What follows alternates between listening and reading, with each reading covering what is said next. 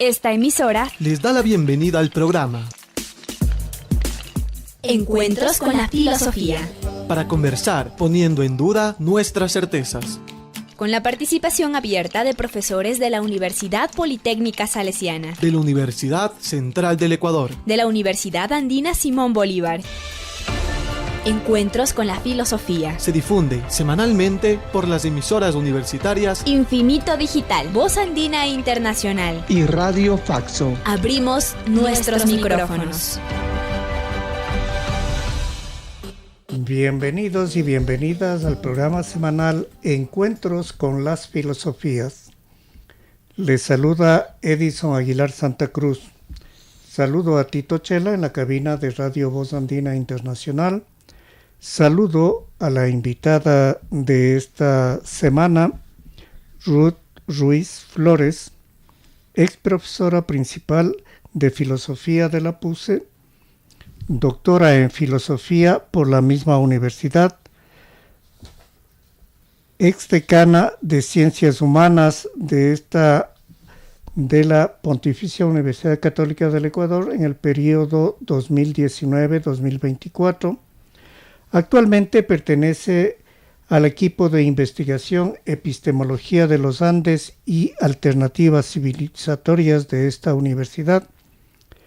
Sus investigaciones y publicaciones giran en torno al símbolo y a la hermenéutica simbólica, las relaciones filosóficas entre Oriente y Occidente y los estados no ordinarios de conciencia. Además, Ruth Ruiz tiene formación en filosofía práctica, psicología, yoga y meditación. Bienvenida, Ruth. Muchas gracias, Edison.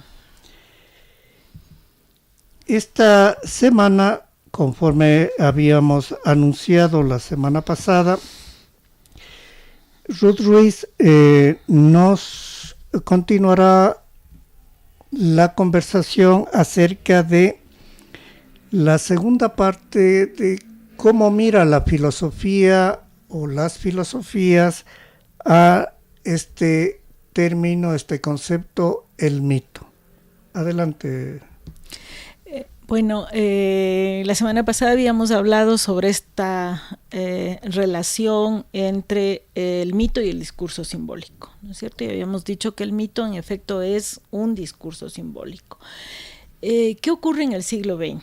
En el siglo XX, por una serie de motivos que tienen que ver con el desarrollo, por un lado, de la fotografía y de lo que luego podríamos llamar los medios audiovisuales, se pone un gran interés en la hermenéutica, porque nosotros podemos mirar que incluso en el arte, ¿no es cierto?, el tema de la representación es un tema fundamental. ¿Qué es lo que podemos representar, por ejemplo, en el arte? ¿Qué podemos dibujar? O sea, ¿dibujamos las cosas tal cual son o dibujamos una mirada que nosotros tenemos sobre las cosas? Y esa pregunta se convierte en una pregunta fundamental, que es respondida por la hermenéutica. Entonces, en el siglo XX lo que vamos a ver es que algunos autores, como Cassirer, por ejemplo, Gadamer, intentan mostrar de qué manera nuestra mirada es siempre una mirada desde una perspectiva, ¿no es cierto? No estamos hablando entonces de lo que pensábamos anteriormente a ese momento, al decir la verdad es, como diría Aristóteles, ¿no es cierto? Decir de lo que es y de lo que no es que no es. Muy bien, pero ¿cómo está construido ese decir? ¿Por qué razón unos ven de una manera y establecen la verdad con unos parámetros y otros ven de otra manera y establecen una verdad con otros parámetros? Hay dos verdades. ¿Cómo es el tema, ¿no es cierto? Esa discusión tan importante en la epistemología. ¿Qué va a decir la hermenéutica? Es que nosotros no podemos percibir la realidad tal cual es. Nosotros siempre percibimos la realidad a través nuestro. Nosotros tenemos, va a decir Gadamer, un horizonte de comprensión. Es desde allí que que nosotros vemos las cosas y podemos decir sobre las cosas. ¿Qué ocurre entonces?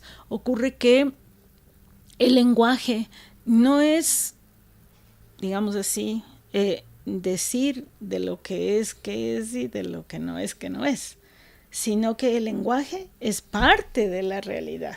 O sea, no podemos quitar el lenguaje y de alguna manera, sin lenguaje, decir lo que las cosas son. No hay cómo. El lenguaje es parte de ello. Por lo tanto, nuestra situación de interpretantes es una situación ontológica, diríamos así. Eso es lo que somos. No tenemos otra alternativa. Cuando me encuentro por primera vez con alguien, miro e interpreto inmediatamente sus gestos. No me quedo impávido y trato de ver tal cual esa persona es. No puedo hacer eso. No puedo, no porque no quiero, sino porque es imposible para mí, en tanto humano.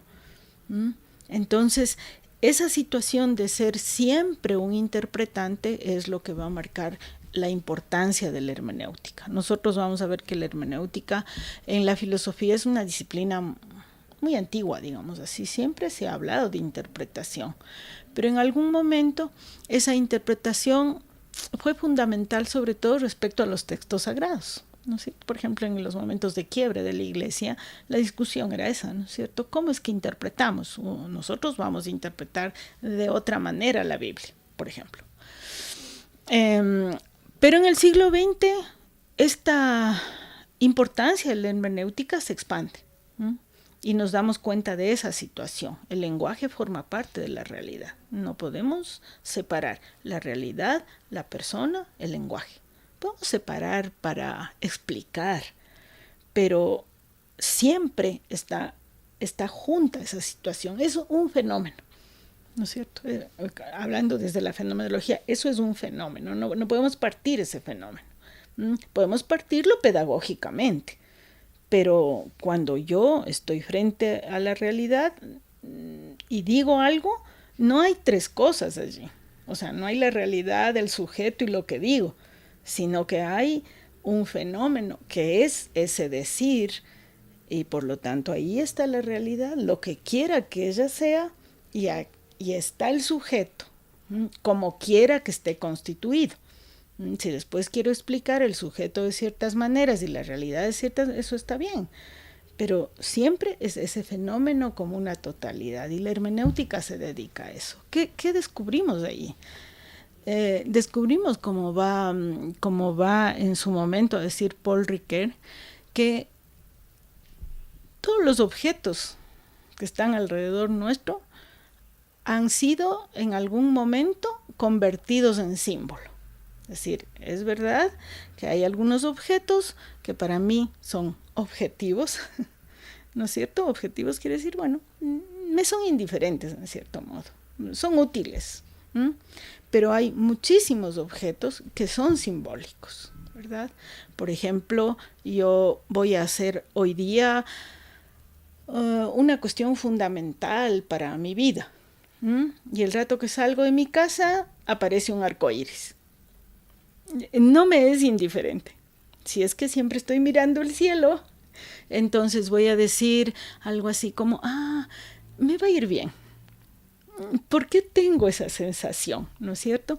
Tengo esa sensación porque el arco iris es extraordinario. Y lo que yo estoy haciendo hoy, lo que debo hacer hoy, también es extraordinario, porque no lo hago todos los días. Entonces junto las dos cosas y encuentro un proceso de significación, es decir, convierto ese objeto en símbolo. Ese objeto que está por fuera de mí, estoy consciente de que está por fuera de mí, y eso mismo es lo que me parece extraordinario, porque yo estoy en una situación y allá afuera aparece algo, y me parece que el cielo me está hablando a mí. Y así nos pasa con muchísimas cosas, ¿no es cierto? Ricoeur va a decir, convertimos en objetos simbólicos las cosas del cosmos, los sueños, por supuesto, convertimos en símbolos los sueños, y también todas las expresiones poéticas, ¿no es cierto? De hecho, todas las personas que están más o menos enamoradas, entonces abren un libro de poesía y les parece extraordinario. 10 años después dicen, ¿qué tenía de extraordinaria esta poesía? Era un poco cursi más bien, pero en ese momento era extraordinario. Es decir, ese objeto me habla a mí. Ese proceso, ¿no es cierto?, de simbolización que está presente en nosotros independientemente de lo que las cosas son de hecho, independientemente del facto, diríamos, ¿no es cierto? Ese proceso es fundamental en nuestra vida. No podemos quitarnos de ese proceso. No es que podemos decir, entonces yo voy a vivir simplemente pensando en los hechos tal cual son. No es posible eso. Yo estoy interpretando y unas formas de interpretar son más sencillas y otras son más complejas. Cuando yo camino por la calle interpreto el semáforo y tengo que interpretar bien. O sea, no me puedo perder en eso, ¿no es cierto? No puedo de repente decir, bueno, el rojo, ¿qué significará? No. Tengo que parar, porque si no la realidad me va a enfrentar. O sea, si me paso en rojo un semáforo me voy a chocar. O sea, hay una realidad objetiva por fuera de mí que me obliga a interpretar de una sola manera. No hay nada que hacer con eso.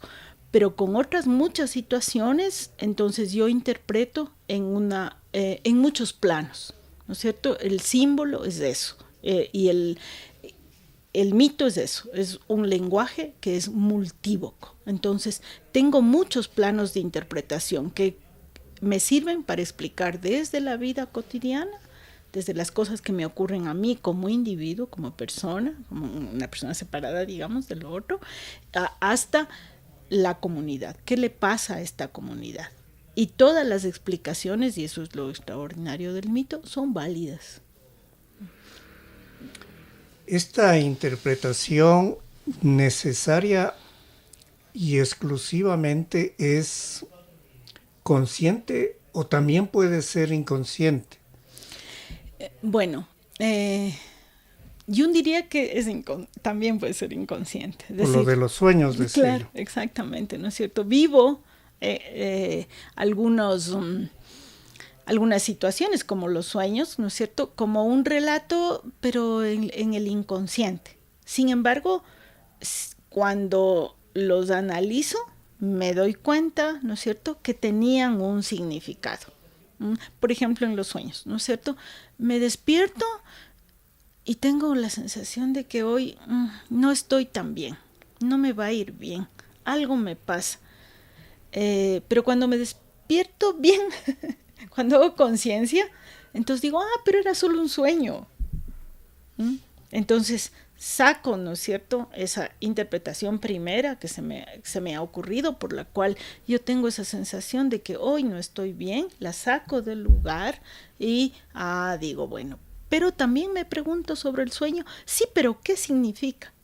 ¿Por qué habré soñado yo esto? Es decir, un sueño que me impacta no me deja indiferente, sino que incluso racionalizándolo y diciendo, pero era solo un sueño, tendría yo que calmarme, no tengo por qué estar tan preocupada. Aún así, entonces digo, ¿pero qué significará? ¿No es cierto? Y bueno, si tengo un terapeuta, seguro le voy a ir a pedir su ayuda con aquello, porque pienso que me está diciendo algo. De alguna manera diríamos, entonces, estamos viendo este lenguaje simbólico, tiene una relación con lo, digamos, en general con la racionalidad, un pensamiento racional que intenta explicarse. Pero entiendo también que debe haber alguna relación con lo irracional, con lo emocional, porque en muchos, al menos de las explicaciones de ciertos comportamientos totalmente inexplicables en el mundo racional, se podría decir es que vive un mito totalmente extraño, exótico, que no tiene una explicación racional. Sí, yo creo que ahí habría que señalar dos cosas, ¿no es cierto? Bueno, tal vez tres. La una, esta situación, ¿no es cierto? Nosotros tenemos esta relación con el mundo, estamos en el mundo, ¿no es cierto? Los mundos. En los mundos, exacto. Y esa relación no es que está intermediada por el lenguaje, sino que está configurada en todos esos planos. Los mundos, el lenguaje o los lenguajes y mi propio yo, que también es muy complejo, ¿no es cierto? No, porque no es un yo sólido y permanente y todo eso, ¿no es cierto? Eso creo que... Y acabado. Exacto, por suerte, también. Entonces, tenemos esta situación y en esta situación hay algunas cuestiones que yo puedo explicar exclusiva y absolutamente a través de la razón, ¿no es cierto? Y no necesito más explicaciones, ¿no es cierto? Por ejemplo, no sé, ¿cómo funciona el auto? Me compro un auto nuevo, bueno, me explican unas cuantas cosas, yo sé manejar, así que bueno, ya está, nada más. Pero hay otras situaciones en las cuales, en efecto, yo estoy interpretando en múltiples planos. Y en esas situaciones son las situaciones simbólicas, y en esas situaciones lo que yo veo es que sí hay una explicación que podríamos llamar racional, como esto, ¿no es cierto?, de traer el sueño para acá y decir, a ver, pero no debería yo estar tan angustiada porque era solamente un sueño. Pero además hay una explicación mucho más amplia. ¿Qué le pasa al símbolo? El símbolo es multívoco. Es decir, tiene explicaciones en distintos niveles. Nosotros podríamos decir que, así como se ha planteado esa idea de la inteligencia emocional, nosotros podríamos decir que hay una inteligencia simbólica, ¿no? Sí comprendo que esto tiene una explicación. Por ejemplo, en el arco iris, ¿no es cierto?, tiene una explicación de carácter astronómico, ¿no es cierto? Bueno, ni siquiera astronómico, a lo mejor es mucho más sencilla, ¿no es cierto? Es simplemente exacto, es física, es la refracción de la luz, etcétera, ¿no es cierto? Sí entiendo que hay esa explicación, pero además significa algo más. Y además significa algo más. Lo mismo un cometa, ¿no es cierto? Sí entiendo que es una trayectoria, que es un conjunto de gases, ¿no es cierto? Que a lo mejor viene periódicamente, pero además hay otra explicación, lo que significa para este pueblo en tal contexto y no sé qué. Entonces, el símbolo tiene esas posibilidades explicativas. Uno podría decir que el símbolo no compite con otras formas de explicación, porque no está diciendo, esta es mejor que, no está diciendo algo así como, bueno, pero esta explicación de lo simbólico y de lo mítico es mejor que la de lo racional, no, o mejor que la de lo emocional, no. Está diciendo, es posible explicar en muchos niveles la misma cosa. Ahora, la pregunta es ¿por qué? Y ahí es donde entraríamos en una cuestión más ontológica, digamos así, ¿no es cierto? O sea, justamente me parece muy interesante la palabra que tú dijiste hace un rato, los mundos. No hay un solo mundo, es decir, no hay solamente este mundo físico que puede ser explicado por las relaciones materiales, ¿no es cierto? Hay un mundo emocional, hay un mundo espiritual, aunque algunas palabras nos puedan molestar, ¿no es cierto? Y digamos, no, otra vez volvemos a, no sé. Pero la forma de explicación puramente material ha dado los resultados que ha dado. En unos sentidos agradecemos muchísimo, por supuesto, ¿no es cierto? Sabemos cómo funcionan ciertas cosas y esas cosas nos ayudan a que nuestra vida mejore. Por ejemplo, la salud mismo, ¿verdad? Si no supiéramos cómo funcionan tales procesos bioquímicos, pues no podríamos curar las enfermedades. No podríamos tomarnos una pastilla y saber a ciencia cierta que me va a pasar el dolor de cabeza, ¿verdad? Pero no es la única explicación de mi dolor de cabeza. Hay otras razones por las cuales me sigue doliendo, aunque la pastilla funcione muy bien, que en efecto lo hace. ¿Por qué? Porque nosotros vivimos muchos planos, somos muchos planos. Y creo que el lenguaje simbólico da cuenta de ello. Es decir, no solo somos bioquímica, no solo somos materia, ¿no es cierto? Sino que en efecto somos otros planos de realidad, y esos planos son los que podemos captar a través del lenguaje simbólico. Corbán va a decir, lo que captamos son las distintas deseidades, es decir, las distintas formas del ser, ¿no es cierto? Y si no tuviéramos el lenguaje simbólico, pues nuestra visión del mundo sería plana, ¿no es cierto? Sería chata. y ha demostrado, creo, fehacientemente esa visión con todo lo que nos pasa ahora en el mundo, ahí en el mundo afuera, que esa visión nos puede llevar precisamente a formas reducidas de entender la realidad, donde hay cosas que no alcanzamos a ver, que no alcanzamos a comprender, porque reducimos el sujeto humano a una sola dimensión. Y creo que insistir en la validez del lenguaje simbólico y en la validez del mito como discurso simbólico es importante por eso, para poder mirar que somos esa multidimensionalidad y que tenemos ese lenguaje que nos permite dar cuenta de ella si lo entendemos como una forma de interpretación. Se podría entonces proponer que, reconociendo que los lenguajes son un medio de relación, entonces se destacaría también la importancia de cómo nos relacionamos a través de los lenguajes con el mito, con el conocimiento, con la realidad, con las emociones, con los otros. Y aparece algo que también entiendo yo, la filosofía ha ido trabajando, que es este mundo de relaciones. Es importante, por tanto, esta relación con el mito, saber primero qué es un mito, cuál es su valor social, su importancia, cuál es el conocimiento, o sea, ir distinguiendo a través de los lenguajes cómo nos relacionamos con los mundos y con nosotros mismos, con nuestras creencias, con nuestros conocimientos.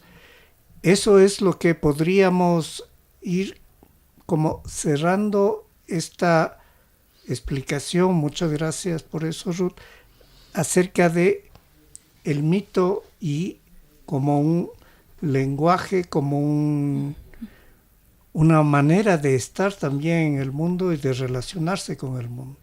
Sí, creo que eso es fundamental. Lo que tenemos que tener presente es que para los seres humanos, para nosotros, hay una cuestión que es fundamental y es encontrar el sentido de, ¿no es cierto? Encontrar el sentido de la vida, encontrar el sentido de mis relaciones, encontrar el sentido de mis deseos.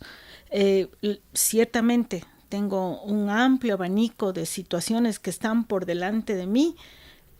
¿Por qué no elijo todas? Bueno, no me alcanza la vida para elegir todas, pero aunque me alcanzara, seguiría eligiendo solo algunas. ¿Cuáles elijo? Las que tienen sentido para mí.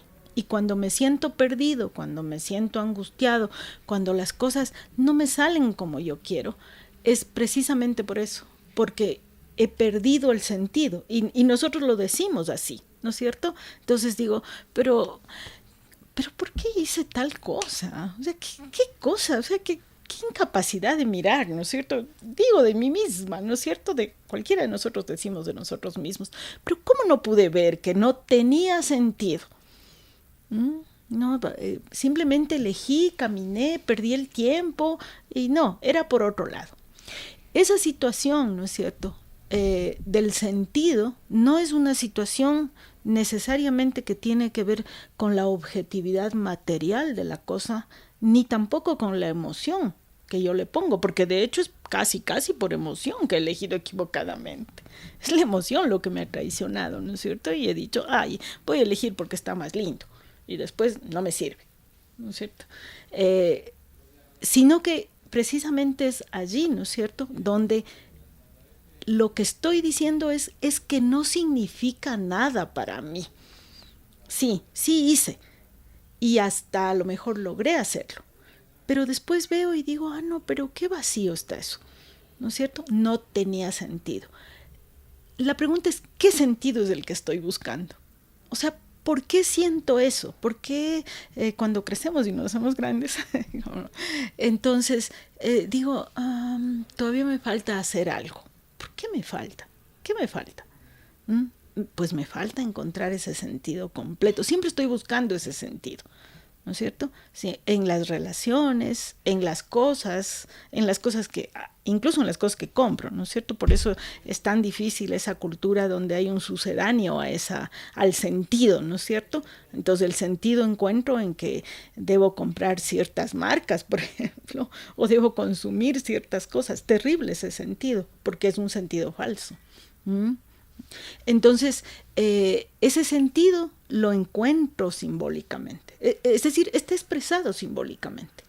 Por ejemplo, todos los mitos sobre los héroes narran ese sentido, ¿no es cierto? ¿Cuál es de ese sentido? Bueno, ese que Ulises veía muy bien, ¿no es cierto? Se ha ido, pero tiene que volver a casa. Tiene que volver como a su origen, tiene que volver como a una situación primordial, porque en el fondo siempre queremos explicar eso.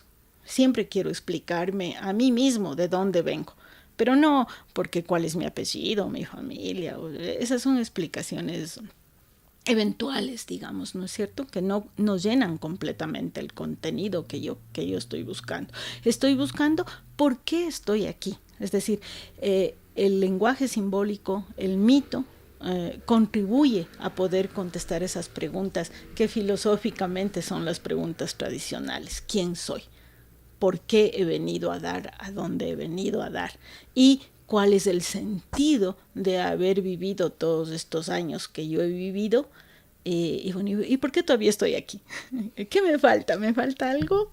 Por eso no me he ido aún. Bien. Para ir cerrando esta conversación, le pediríamos a Ruth recomendaciones bibliográficas, audiovisuales o simbólicas, si se quiere, para quien desee profundizar en este acercamiento al mito y al lenguaje simbólico y todo eso. Bueno, yo diría que se podría, por supuesto, recomendar una cantidad inmensa de bibliografía, pero para quien ha leído muy poco sobre símbolos, yo recomendaría el Diccionario de Símbolos de Chevalier, donde van a encontrar una descripción de muchísimos símbolos, pero van a encontrar una bibliografía importante sobre lo que quiera que se busque, ¿no es cierto? Sean símbolos religiosos, símbolos de las mitologías, de distintas culturas, etcétera. Por supuesto, hay textos que son ya clásicos, ¿no es cierto?, en este ámbito, por ejemplo, los textos de Eliade. Si uno quiere profundizar la hermenéutica y tiene conocimientos filosóficos, está toda la obra de Gadamer, ¿no?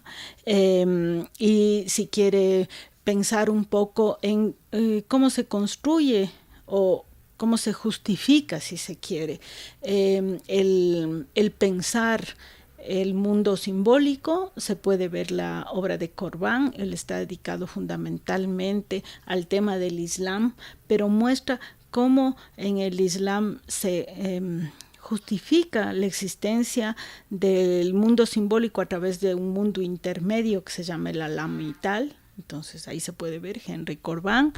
Hay otros, por ejemplo, Garagalza es un autor español y él tiene una introducción a la hermenéutica contemporánea que también está muy bien. Y por supuesto la obra de Jung, obviamente la obra de Kerenyi, que son especialistas en ámbitos, bueno, Jung, ¿no es cierto?, toda la cuestión psicológica, Kerenyi, toda la cuestión de los mitos griegos que nos importan mucho y nos marcan mucho también, sobre todo en la filosofía, y hay un librito muy tradicional en el tema del lenguaje simbólico, que es el texto de Rudolf Otto, que es un texto pequeño, que se llama Lo Santo. Y en cuanto a temas audiovisuales, yo he visto unos videos me imagino que es un grupo, pero se llama La Última Página. O sea, así lo pueden encontrar en YouTube, y ellos lo que hacen es analizar algunas obras de algunos de estos autores, o a veces elegir, por ejemplo, un mito. Me parece que he visto, por ejemplo, algunos mitos griegos. Me parece que ellos tienen un video sobre Leusis, sobre este ritual pues griego, y he visto, me parece, uno de Dionisios, uno de Apolo, ahí también pueden mirar. Muchísimas gracias. Concluimos este encuentro semanal con las filosofías con nuestro agradecimiento a Tito Chela en la cabina de Radio Voz Andina Internacional, a la invitada de esta semana, Ruth Ruiz, y a ustedes, Radio Escucha. Recibimos sus comentarios y sugerencias al correo electrónico encuentrosconlafilosofía@gmail.com.